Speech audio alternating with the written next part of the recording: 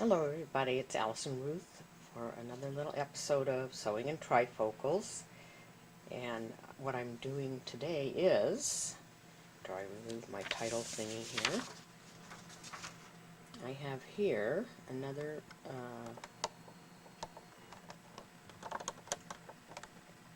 if I can show this, another square that I completed 15 years ago of that famous quilt that I just restarted, and you can see there's a lot of basting here. Look here, that I need to take out, and that our teacher told us to do that rather than leaving it pinned when we were sewing together the back, the basting, and the front. And when I was looking at the back here while I was pulling out my basting stitches, I realized I had some tension issues with the sewing machine I was using at the time. If I can sort of zoom in on here. Ooh, that's too far. Sorry about that, folks. Not a professional videographer, but a little bit more. So if I can show this, you can kind of see here, lift up, you can see the red thread. Maybe the tension was a little bit low on the top of this because the gold thread didn't go through very well. And there's another better example over here, and that is I was doing a green, one of the little green triangles. You can see the top thread probably didn't have good enough tension on it, and so the bottom thread is kind of loose. So what I plan to do after I pull out all of this basting, I'm going to load up my sewing machine, which incidentally I just got it cleaned and oiled and adjusted and everything, which one should do once a year if you sew a lot like I do.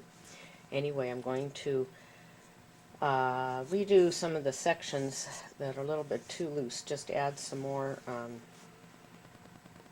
correct stitching with the correct tension, so that when I attach this to the rest of the quilt, it will be durable and it will be able to go through the washing machine and everything else. And I'll show you the progress I've made on the quilt so far before I say goodbye.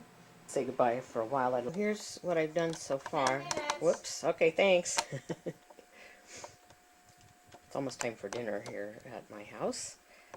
This quilt is actually supposed to be 4 squares tall or long, and I have it at 3 squares right now. For some reason I got it in my head I needed to do this one over to the side, which is the start of the second column of squares, and so my next one will go on top of the first one in this column of 3. And interestingly, this little square that I just attached last weekend also had some tension issues, and so I did redo some of the stitch in a ditch that I was doing. I did put my walking foot back on my sewing machine, and I did put the tension up to 5 instead of the average of 4, and it did stitch beautifully, so I was able to secure some of the loose stitching. I guess when I did this 15 years ago, I wasn't paying much attention to the bottom after I would do a little stitching on each of these. So this time I am paying attention. I've done a lot of sewing since then, since I started this, and I've learned a lot of things from YouTube and making mistakes. And I usually do test fabric, which I did for this one, of course. Before I got started again, I tested the stitches because I was using a different sewing machine. The other one had finally bitten the dust before I restarted this quilt. And the quilt bag, in addition to the already assembled parts of the quilt, I found that I had another top and bottom all ready to be put together in a quilt sandwich with some batting in the middle.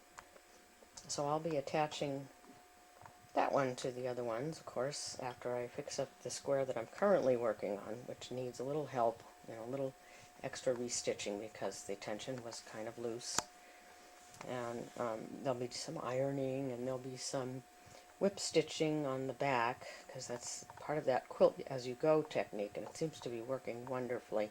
This really is my first pieced quilt, and I'm going to love having you guys along on the journey with me as I kind of rediscover how much fun it is.